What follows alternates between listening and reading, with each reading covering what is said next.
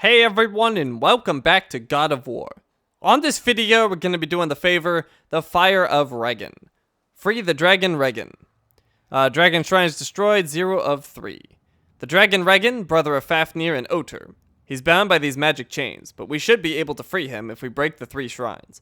The stories say Reginn was once a dwarf and a great blacksmith. Too bad he can't craft us some armor. And the rewards are an epic enchantment, a dragon tier, and 615 experience. So on the last video, I did a huge chunk of this favor. I cleared out all the difficult enemies, so this should be very easy, just a cleanup job. Nothing too difficult. In fact, I might have killed all the enemies, we'll see. So we are heading back to Königsgard.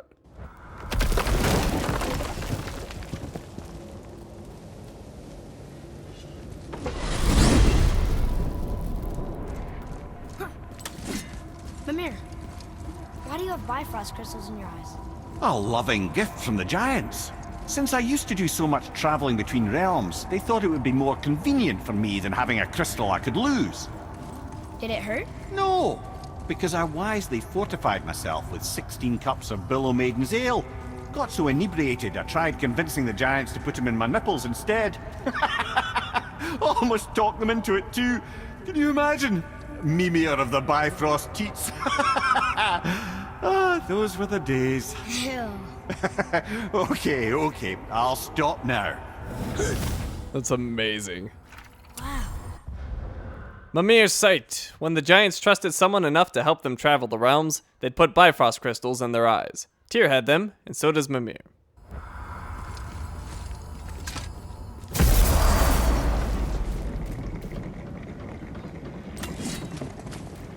Alright, we are back in Königsgard, and as far as I know, none of the enemies should be respawning.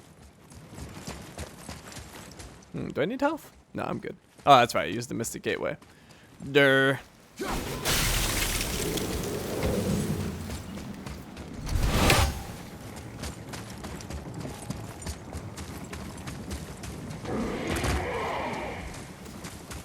Well, you know what? I may as well show the approach you would take on the favor for the first time, in case any of you are jumping in here late, didn't see the last video. Obviously, the enemies won't be in place, but, oh, I thought I kicked that down. Well, I should have kicked that down. But anyways, obviously the enemies won't be there, but you'll at least see the path, so you can replicate it yourself. Just be aware that if you want to see the enemy fights, you'll need to go to my previous video where I did those.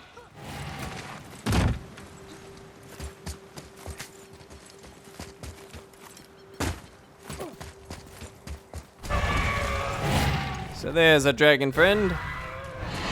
When you get right here, you want to wait for the breath to go. And let that dissipate a little bit, and then you can run through. The first shrine is right here.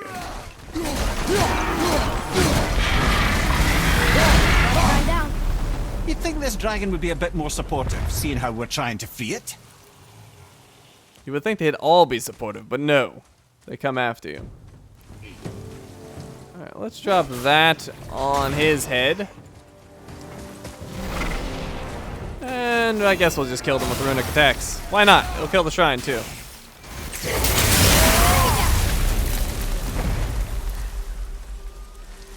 Okay, that's the second shrine. And then the third one Atreus, here. is back here. You'll have to gain access to this door by ringing all the bells.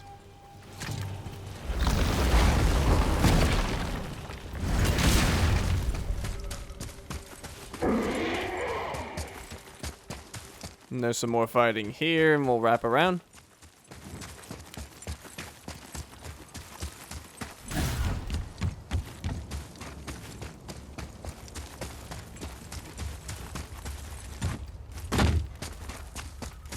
And then there was a big fight up ahead with a Dark Elf Lord and some Tatzelworms.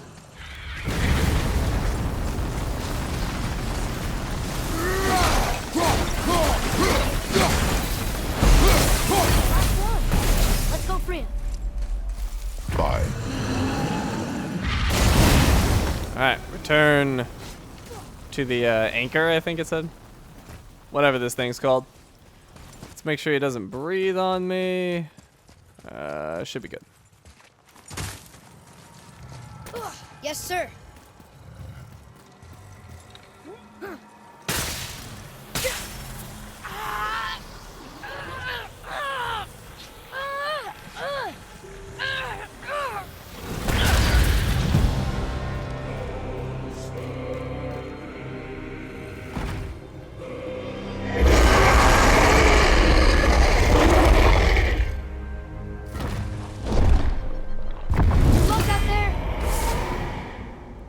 Scale of the Mighty, and we got the trophy Dangerous Skies for releasing all the dragons.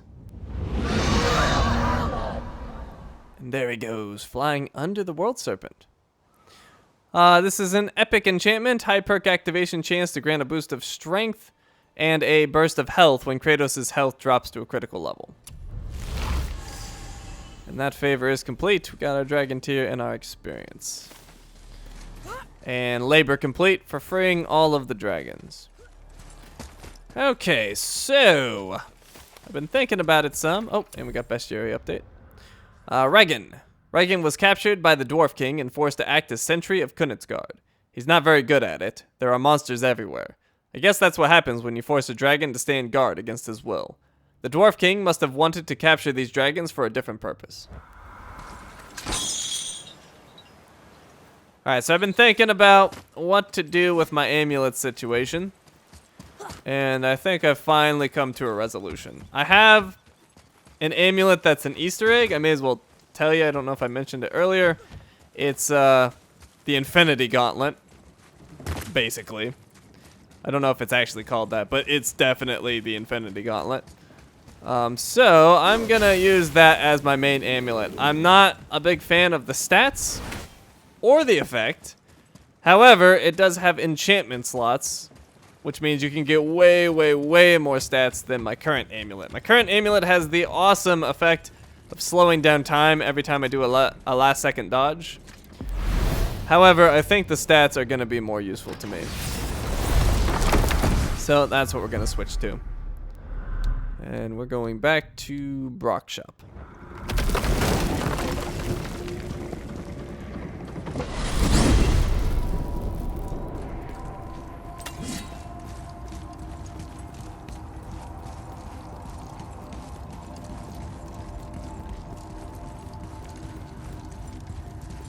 And no lore. Sad. Wonder why that Mimir one decided to play. Haven't been getting lore at all, and then that one happened.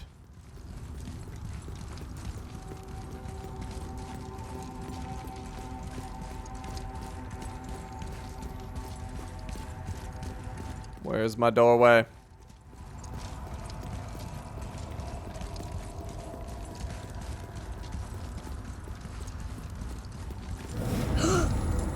Right there in front of me. Wow.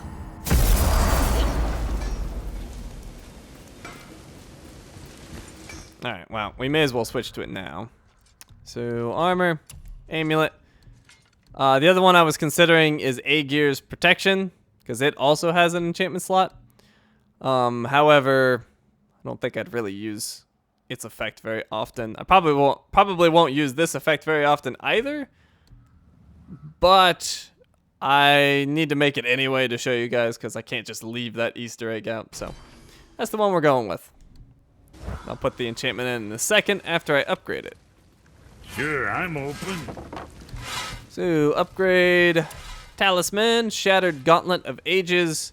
It needs 55,000 hack silver, 2 dragon tears, and 18 dust of rocks.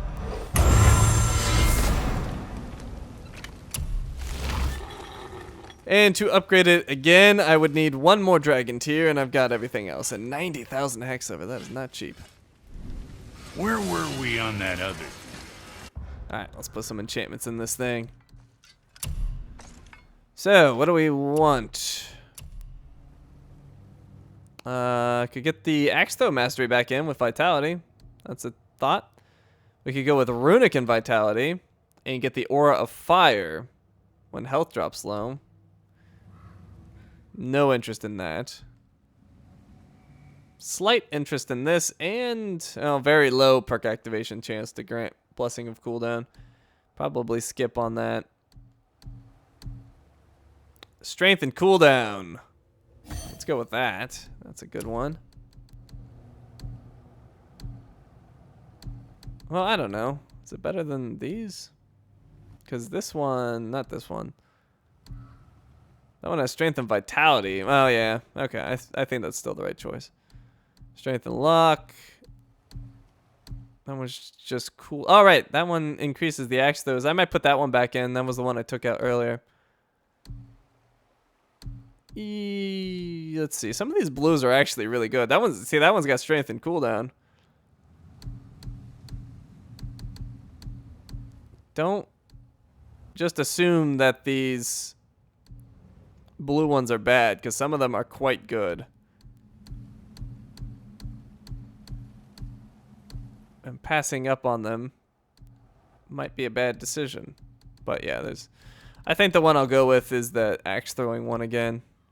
This one with the cooldown and increased damage on axe throws. I think that's the way to go. And look at that. I'm halfway through 6.